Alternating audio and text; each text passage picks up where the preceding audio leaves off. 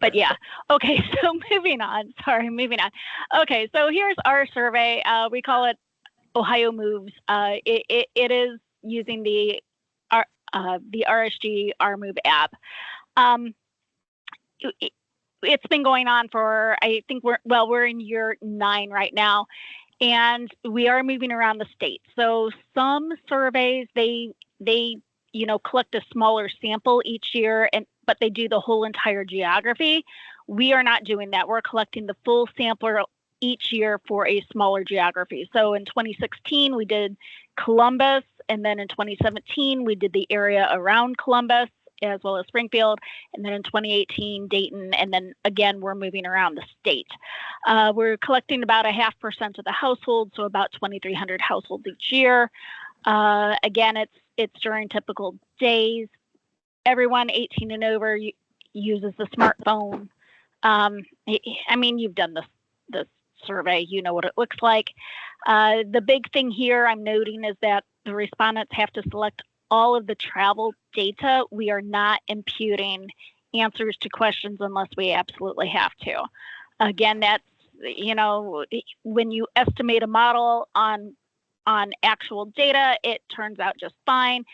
But when you impute certain data and then you try to estimate a model on the imputed data, that's when things get to be a bit shaky. So that is why we're not really doing data imputation. We are making respondents select all of their data.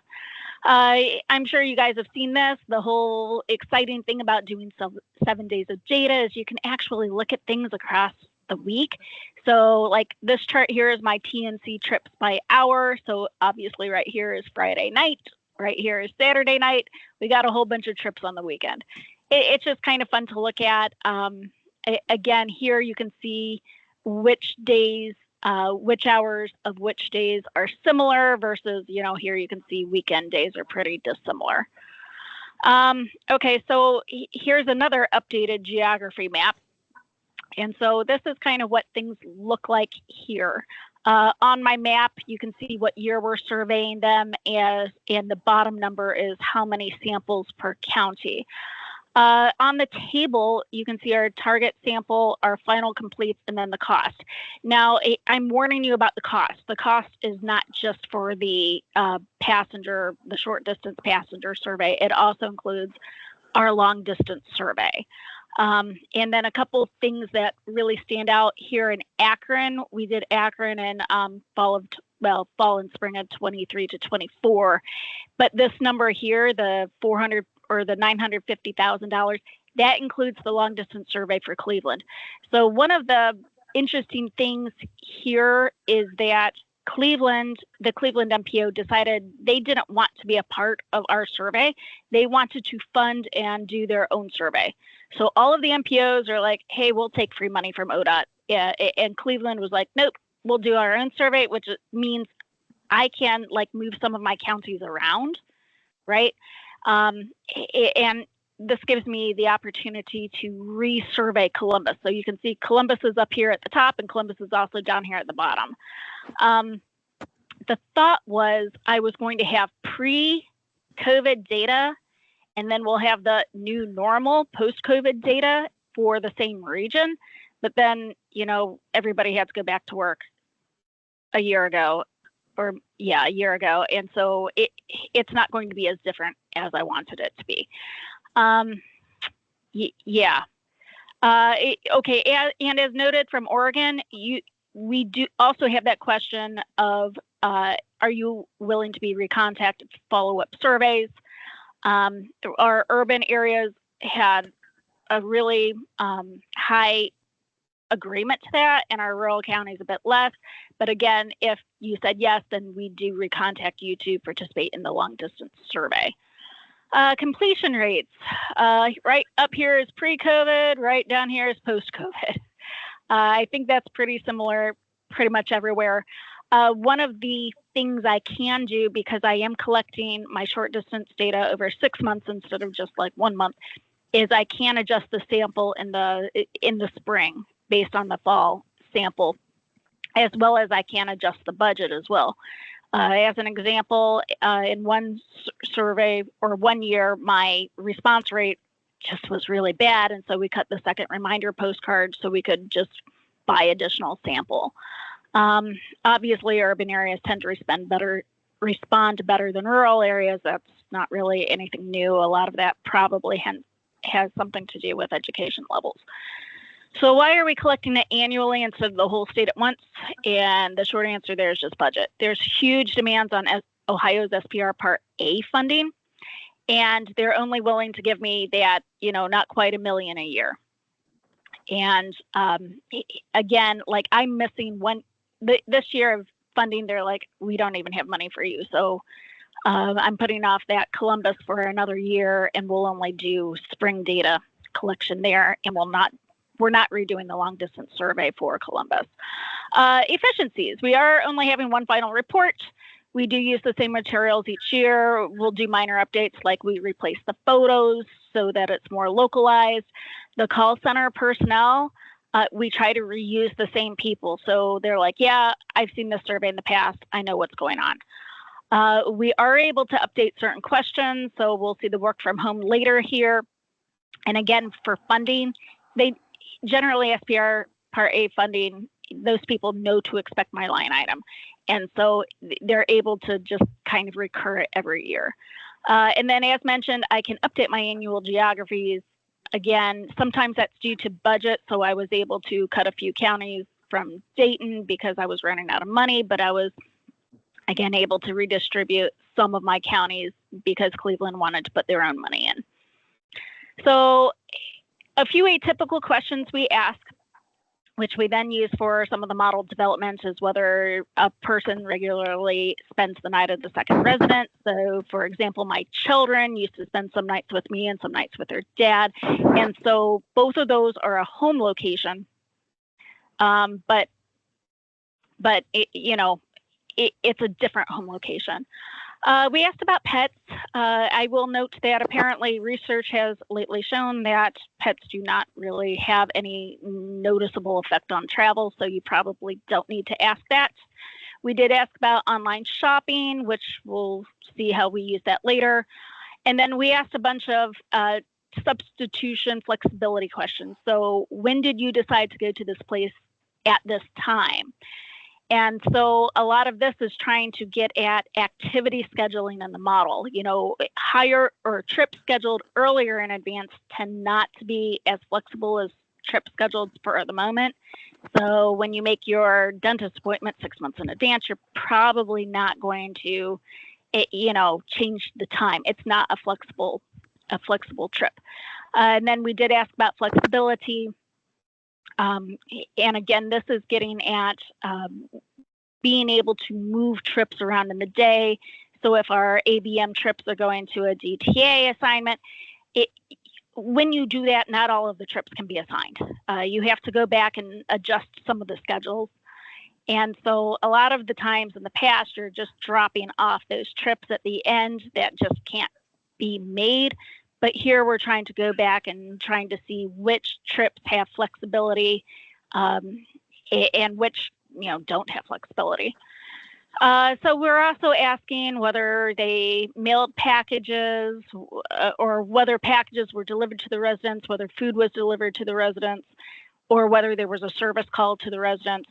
And then at the bottom here, we're also asking about household member substitution behavior. Could somebody else have done this trip instead of you? Regarding telecommuting, we do include both occupation and industry, mostly because industries tend to permit, certain types of telecommuting at different rates. So in this case, this might be the telecommuting numbers we get, from our base survey. But then if in our model, if we say we want a 15% telecommuting rate, we can modify the telecommuting percentages by industry. Again, this is just an example model. This is not the final model. Before COVID, we were just asking, how much does somebody telecommute? And the thing here is we only had we never telecommute. During COVID, we finally realized that no, there's two types of people that never telecommute. One are the people where their employer or job does not permit telecommuting, and the other is the people that are permitted to telecommute, but they choose not to. So we now have two different nevers, and we use those to decide which industries have the ability to telecommute or not. Okay, so how we're using the new data. So we are transitioning to new MPO and statewide models very, very similarly to how Oregon is doing the same thing. Ohio DOT holds the contract for the model estimations, and so we are developing three, I guess, just general models. So we have the aggregate four-step model, which will primarily be used by small and medium MPOs. We have the disaggregate activity-based model, which will be used by Cincinnati, Columbus, possibly Cleveland. And then we also have the statewide model. And the statewide model is going to be pretty similar with the activity-based model for Cincinnati and Cleveland, where the passenger models should be pretty similar to identical. And then obviously it includes things like more freight models, such as FAF and whatnot. Let's see. Okay, so obviously the number one goal of the model is to produce reliably accurate volumes.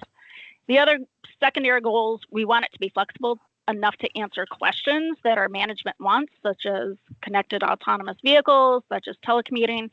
We want it to be simple and easy to use, easy to transition to and from, and we're trying to reduce complexity where it doesn't meet the above goals. So, and I'll show you, one of them is the duration models. If you're familiar with the disaggregate duration models, there's like a gazillion variables in there. And so we're thinking maybe we can try to add additional models for prior choices and maybe reduce some of the complexity there. We are estimating both types of models, both the aggregate and the disaggregate models for all the MPOs. Again, that means the model will be estimated for, say, Dayton, Ohio. They want to use the four-step model. But if all of a sudden they have a question where they, management's like, we have to have telecommuting, we have to have CAVs, there will at least be an estimated model, and then we can work at getting that operational for them. Again, we're trying to make some of these things simpler, so we'll have more binary choice models up front, but then we can, reduce complexity later. So, we'll estimate who can travel alone, who cannot travel alone. As an example for the duration model, people who work 30 to 39 hours a week, we might be drawing their trip duration from a distribution as opposed to having that really long, complex model. And then again, for activity prioritization, we want to schedule trips according to priority and then cancel the lowest priority trip or shorten the lowest priority trip, not necessarily the latest trip in the day. So the rest of these charts are all preliminary. As mentioned, data collection is still ongoing right now. I'm, getting the rest of my rural counties. I'm resurveying Columbus. So this is kind of some first looks at some of our data. So in this chart, it's who had a travel alone trip, okay, and it's by age. So the red bars are people who did have a travel alone trip, and the yellow bars are those who did not. And so obviously, most of our adults here had the ability and they did travel alone, and then as they get older, they are less likely to travel alone. This chart here is super fascinating. So it's the same data as the other one, but the solid dots are the people who live alone. So they're one-person households. And so what we see here is people who have the ability to live alone also have the ability to travel alone, even for those 85 and older.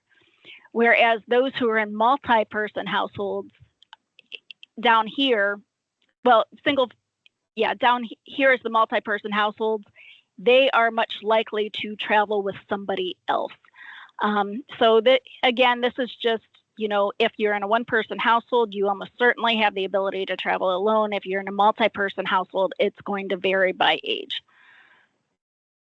This one here shows the hours worked by the typical weekly hours. So if someone here is working 40 to 49 hours a week, you can see this distribution pretty much every single day. They're working about 8.5 hours, given that they have a half-hour lunch break, right? But again, this might be one of those things where instead of having a super complex distribution or trip duration model, we could just be pulling from a distribution given the type of trip, the type of activity they made. Here we have telecommuting and the ability by income. This isn't terribly surprising. Lower household incomes have lower ability to telecommute than higher household incomes. This is by whether they're self-employed or not. Self-employed people are able to telecommute at a much higher rate than non-self-employed people. This is by age. And so this is fascinating that, age is kind of pretty stable other than obviously the 16 and 17-year-olds, maybe those, younger people, especially given that, a lot of people brand new at their jobs. In fact, I know a lot of the consulting firms, basically want junior level staff to be working with an actual person who can actually train them and, bring them up to speed. So that all makes a lot of sense, but it's fun to look at. Now we get into by occupation, and obviously over here we have a lot of the fire and technical fields that have higher telecommuting abilities, and then as we get down to, say, food preparation, we have a much lower ability to telecommute.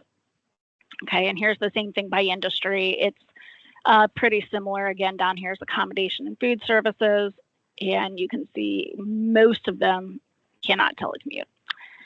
Now we get to arrival time flexibility. So high school students have to arrive at their school on time. People who work fixed work schedules, again, they have to arrive on time. They have no flexibility. But down here, if they're having meals, so here's regular meal, here's meals with other household members. Again, this is just any time during normal hours. And so this has a lot more flexibility built into it than some of the other ones. And so again, if we're scheduling activities, we know which activities have more flexibility in the time they arrive at the activity than other activities. And then at the end, we're looking at package delivery. We're also looking at service trips. So we're actually looking at all 4 of these types of trips here. So, and the question we were wondering is, what model do we put these types of things into? Do we put them into the passenger models, or do we put them into the commercial vehicle models? And so they could be in either. A number of these things could be in either, right? So transporting a person, it can be in a household vehicle, such as an Uber driver, or it could be in a taxi. Same with delivering goods to businesses or residents. Could be an Amazon Flex driver, could be like Uber Eats, or it could be, say, a UPS driver. And then we're also looking at services to businesses or residences, such as real estate agents going to be using their own personal vehicle, but a plumber is going to be using a company vehicle. And so the question is, where do we want to have each of these different kinds of trips? Which of these models should, the passenger model or the commercial vehicle model, which of these should be estimating how many trips these, things should be making? And so this is kind of what this is our working model at the moment. So our passenger models are going to identify which workers drive for work. They're going to identify the usual workplaces for these drivers, whether it's at home or whether it's at the FedEx facility, right? We're going to simulate work activities, but again, it's going to be similar to a regular work activity where this person is going to work at their delivery job for so many hours. And then we're going to simulate the travel to and from work. So if they're going to FedEx, they're going to FedEx. If they're working out of their home, if they're using their home vehicle, then they're working out of their home. And then the other thing that we're sending to the freight models is whether a home needs a service. And again, we saw that it's in our household survey, but then there's also a question in our preferences survey, and Michigan DOT is going to go over their preferences survey. So I'm hoping to get some information from there. Our commercial models, our commercial vehicle models, are going to basically tell the passenger models the number of workers that drive for work, and then they are going to be the ones that are actually simulating service provisions at establishments and households, as well as package delivery at the establishments and households. That's all I have. That's my email address. You can send me emails if you have questions, or you can ask questions here.